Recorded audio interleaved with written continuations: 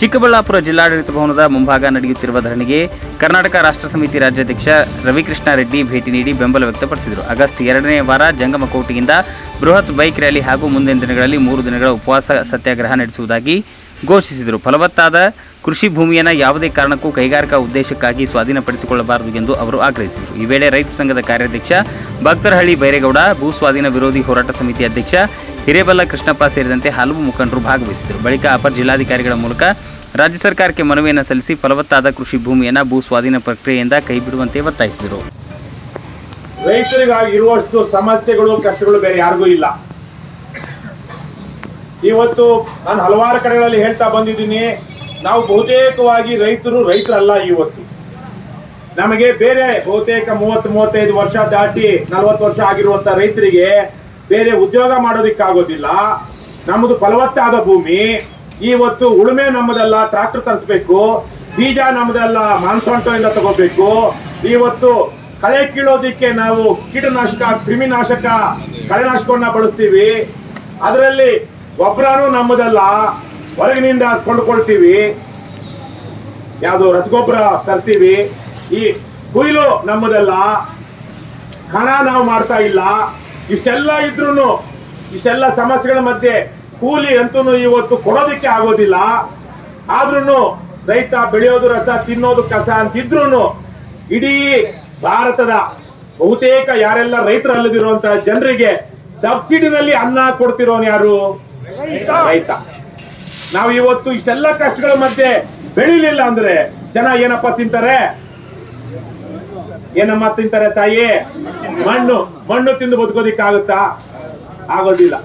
ಅದರಲ್ಲಿ ಬೆಂಗಳೂರು ಸುತ್ತಮುತ್ತ ನಾನು 40 ವರ್ಷಗಳಿಂದ 45 ವರ್ಷಗಳಿಂದನೇ ನಮ್ಮೂರಲ್ಲಿ ನಾವು ಜಿಲ್ಲಾಡಳಿತದ ಮೂಲಕ ದಿನಾಂಕ 29/7/2026 ರವರಿಗೆ, ಮುಖ್ಯಮಂತ್ರಿಗಳವರಿಗೆ, ಮಾನ್ಯ ಜಿಲ್ಲಾಧಿಕಾರಿಗಳು ಚಿಕ್ಕಬಳ್ಳಾಪುರ ಇವರ ಮೂಲಕ ಶಿಡ್ಲಘಟ್ಟ ತಾಲೂಕು ಜಂಗಮಕೋಟೆ ಹೋಬಳಿಯ 13 ಹಳ್ಳಿಗಳ 2823 ಎಕರೆ ಫಲವತ್ತಾದ ಕೃಷಿ ಭೂಮಿಯನ್ನು ಕೆಎಡಿಬಿ ಭೂಸ್ವಾಧೀನದಿಂದ ತಕ್ಷಣ ಕೈ ಬಿಡಬೇಕೆಂದು ಆಗ್ರಹಿಸಿ, ಮಾನ್ಯರೇ, ನಾವು ಕೆಆರ್ಎಸ್ ಪಾರ್ಟಿ ಚಿಕ್ಕಬಳ್ಳಾಪುರ ಜಿಲ್ಲಾ ತಂಡದ ವತಿಯಿಂದ ಮತ್ತು ಇಲ್ಲಿರುವ ಎಲ್ಲ ರೈತರ ವತಿಯಿಂದ ಜಂಗಮಕೋಟೆ ಹೋಬಳಿ 13 ಹಳ್ಳಿಗಳ ರೈತರ ಪರವಾಗಿ ಈ ಆಗ್ರಹ ಪತ್ರ ಸಲ್ಲಿಸುತ್ತಿದ್ದೇವೆ.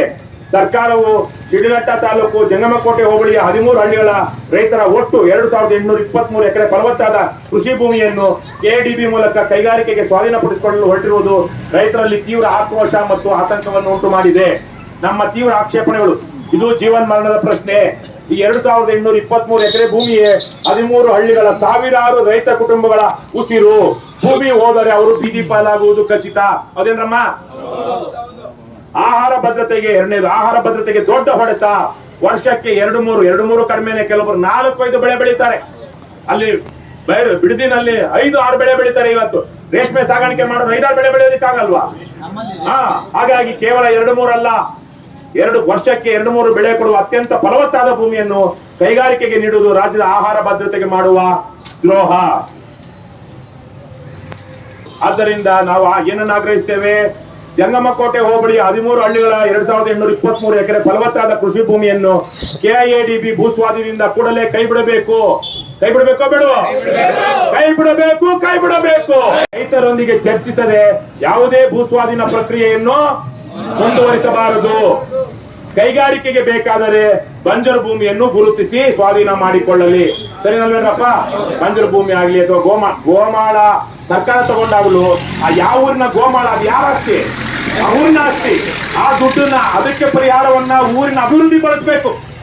ಆದ್ರೆ ಇವ್ರು ಏನ್ ಮಾಡ್ತಾರೆ? ಅದಕ್ಕೆ ಲೆಕ್ಕನೇ ಇಡೋದಿಲ್ಲ. ಮಾಡಕ್ಕೆ ಅಥವಾ ಸರ್ಕಾರಿ ಭೂಮಿಯನ್ನು ವಶಪಡಿಸಿಕೊಂಡಾಗ ಯಾವ ಊರಿನ ಹೆಸರಲ್ಲಿ ಆ ಭೂಮಿ ಇರುತ್ತೋ ಆ ಊರಿನ ಅಭಿವೃದ್ಧಿಗೆ ಆ ದುಡ್ಡನ್ನ ವಿನಿಯೋಗಿಸಬೇಕು. ಸಾಧ್ಯ ಆದ್ರೆ ಆ ಊರಿನ ಜನರಿಗೆ, ಅದಕ್ಕೆ ಎಲ್ರಿಗೂ ಪರಿಹಾರ ಕೊಡಬೇಕು. ಪ್ರತಿಯೊಬ್ಬ ಆ ಊರಿನ ಗ್ರಾಮಸ್ಥನಿಗೆ ಪರಿಹಾರ ಕೊಡಬೇಕು. ಅಂತದನ್ನ ನಾವು ಕೇಳಬೇಕು. ರೈತರ ಬದುಕಿನ ಜೊತೆ ಚೆಲ್ಲಾಟವಾಡಿದರೆ ನಾವೆಲ್ಲರೂ ಉಗ್ರ ಹೋರಾಟ ಮಾಡ್ತೀವೋ ಇಲ್ವೋ? ಉಗ್ರ ಹೋರಾಟ ಅಂದ್ರೆ ಕತ್ತಿ ದೊಣ್ಣಿ ತಗೊಂಡು, ಪಿತ್ತು ತಗೊಂಡಲ್ಲ, ಶಾಂತಿಯುತವಾಗಿ ಅಹಿಂಸಾತ್ಮಕವಾಗಿ ಮಾಡುವಂತದ್ದು ಉಗ್ರ ಹೋರಾಟಗಳಿವೆ. ಹೋಬಳಿ ಮತ್ತು ಏನು ಇವತ್ತು ನಾವು ಕೂತಿರುವಂತಹ ಜಾಗ ಚಿಕ್ಕಬಳ್ಳಾಪುರದ ನಂದಿ ಹೋಬಳಿ ರಾಷ್ಟ್ರ ಮಟ್ಟದಲ್ಲಿ ಫಲವತ್ತಾದ ಭೂಮಿ ಅಂತೇಳಿ ರಾಷ್ಟ್ರ ಮಟ್ಟದ ಭೂ ಮತ್ತು ಸರ್ಕಾರದ ಇಲಾಖೆಯಲ್ಲಿ ಕೊಟ್ಟಿರುವಂತಹ ಪತ್ರಗಳಿದ್ದಾವೆ. ಇವತ್ತು ಇಂಥ ಭೂಮಿಯಲ್ಲಿ ಬೆಳೆದಂತ ಆಲೂಗಡ್ಡೆ ನಮ್ಮ ಮಾಜಿ ಪ್ರಧಾನಮಂತ್ರಿಗಳಂತ ದೇವೇಗೌಡರು ತಗೊಂಡು ಹೋಗ್ತಾ ಇದ್ರಂತ ಉದಾಹರಣೆಗಳು ಕೂಡ ಇವತ್ತು ನಾವು ಉಲ್ಲೇಖವನ್ನು ಮಾಡಬೇಕಾಗ್ತದೆ. ಅದೇ ರೀತಿ ಏನಿವತ್ತು ಹರಿಯಾಣ ಮತ್ತು ಪಂಜಾಬಿಗೆ ಈ ಭಾಗದಿಂದ ಆಲೂಗಡ್ಡೆಯ ಬಿತ್ತನೆ ಬೀಜ ಹೋಗ್ತಾ ಇತ್ತು ಅಂತೇಳಿ ನಾವು ಉಲ್ಲೇಖವನ್ನು ಮಾಡಬೇಕಾಗ್ತದೆ. ಯಾಕಂದ್ರೆ ದಾಖಲೆಗಳಿದ್ದಾವೆ ರಾಜಣ್ಣರೇ ಈ ಭಾಗದಲ್ಲಿ.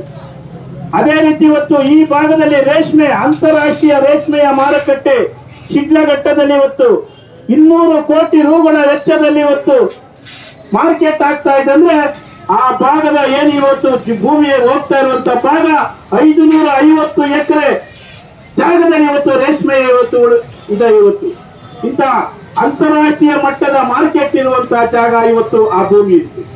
ಇವತ್ತು ಮಲೆನಾಡಲ್ಲೇ ಬೆಳೆಯುವಂತ ಆ ಬೆಳೆಗಳಾದಂತ ಇವತ್ತು ಶುಂಠಿ ಇರ್ಬೋದು, ಅನೇಕ ರೀತಿಯಾದಂತ ಎಲ್ಲ ತರಕಾರಿಗಳು ಕೂಡ ಆ ಫಲವತ್ತಾದಂತಹ ಭೂಮಿಯಲ್ಲಿ ಬೆಳೆದು ಇವತ್ತು ಇಡೀ ಜಿಲ್ಲೆಗಲ್ಲ, ಇಡೀ ರಾಜ್ಯಕ್ಕಲ್ಲ, ಅಂತಾರಾಷ್ಟ್ರೀಯ ಮಟ್ಟಕ್ಕೆ ಇವತ್ತು ವಿಮಾನದ ಮುಖಾಂತರ ಇವತ್ತು ತರಕಾರಿಯನ್ನು ಕಳಿಸುವಂತ ಶಕ್ತಿ ಈ ಭಾಗದ ರೈತರಿಗಿದೆ ಇವತ್ತು.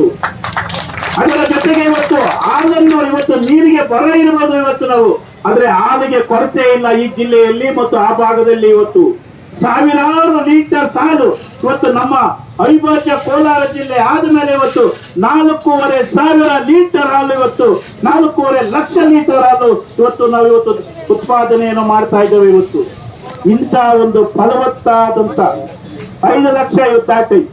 ಯಾಕಂದ್ರೆ ಇಂಥ ಒಂದು ಫಲವತ್ತಾದ ಭೂಮಿಯ ಮೇಲೆ ಕಣ್ಣು ಹಾಕಿದ್ರಲ್ಲ ನೀವು ಮನುಷ್ಯರ ಅಂತೇಳಿ ನಾವು ನೇರವಾಗಿ ಕೇಳ್ತೇವೆ ಇವತ್ತು. ಯಾಕಂದ್ರೆ ಇವತ್ತು ಕೈಗಾರಿಕಾ ನೀತಿಯನ್ನ ಹೇಳ್ತದೆ. ಇವತ್ತು ಕೈಗಾರಿಕೆಗಳು ಎಲ್ಲಿ ಆಗ್ಬೇಕು ಅಂತೇಳಿ ಕೈಗಾರಿಕೆಯ ನೀತಿಯ ಪ್ರಕಾರ C&D ಅಂತೇಳಿ, ಅಂದ್ರೆ ಭೂಮಿಯನ್ನು ವರ್ಗೀಕರಣವನ್ನು ಮಾಡುವ ಸಂದರ್ಭದಲ್ಲಿ A, B ಮತ್ತು ಉತ್ಕೃಷ್ಟವಾದ ಭೂಮಿ, C ಮತ್ತು D ಕೃಷಿ ಏತರ ಭೂಮಿ ಅಂತೇಳಿ ಮಾಡಿರುವಂತಹ ಈ ನೀತಿಯಲ್ಲಿ ನೀವು ನೀತಿನೇ ಬದಲಾವಣೆ ಮಾಡಿ ಬಂದಿದ್ರಲ್ಲ, ನೀವೊಬ್ಬ ಮನುಷ್ಯರ ಅಂತೇಳಿ ನಾವು ನೇರವಾಗಿ ಅನೇಕ ಬಾರಿ ಕೇಳಿದ್ದೇವೆ. ಇವತ್ತು ಜೊತೆಗೆ ಅಣ್ಣವರೇ, ಇವತ್ತು ನಮ್ಮ ರೈತರನ್ನ ತಡ ಮಾಡೋದು, ತಡೆ ಹಾಕೋದು ಒಳ್ಳೆಯದಲ್ಲ. ಅವ್ರು ರೈತರು ನುಗ್ಗಿಯೋರಂದ್ರೆ ಯಾವ ಸರ್ಕಾರ ಬಿಡೋಲ್ಲ, ಯಾವ ಪೊಲೀಸರನ್ನು ಬಿಡೋದಿಲ್ಲ. ರೈತರ ಶಕ್ತಿ ಆ ಥರ ಇರ್ತದೆ ಅನ್ನುತ್ತಾ ಈಗಾಗ ನಮ್ಮ ಎಲ್ಲ ಯಾತ್ಯಾತೀತವಾಗಿ ಎಲ್ಲ ಸಂಘಟನೆಗಳು ನಮಗೆ ಸಹಕಾರ ಕೊಡ್ತಾ ಇದ್ದಾರೆ, ಮುಂದೊಂದು ಕೊಡ್ತಾರೆ.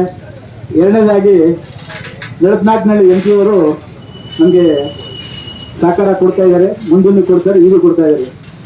ಈಗ KRS ಪಕ್ಷದ ರವಿಕೃಷ್ಣ ರೆಡ್ಡಿ ಅವರು ಬಂದಿದ್ದಾರೆ. ಅವರು ಇವತ್ತೇ ಬಂದಿರೋದು ನಮ್ಮ ರೈತರ ಕಷ್ಟವನ್ನು ಅರ್ಥ ಮಾಡ್ಕೊಂಡು ಬಂದಿದ್ದಾರೆ. ನಿಮಗೆ ನಾವು ಸಹಾಯವಾಗಿರ್ತೀವಿ, ನೀವು ಹೋರಾಟ ಎಲ್ಲವರೆಗೂ ನಿಮ್ಮ ಜೊತೆಯಲ್ಲಿ ಇರ್ತೀವಿ ಅಂತ ಹೇಳ್ತಾ ಇದ್ದಾರೆ.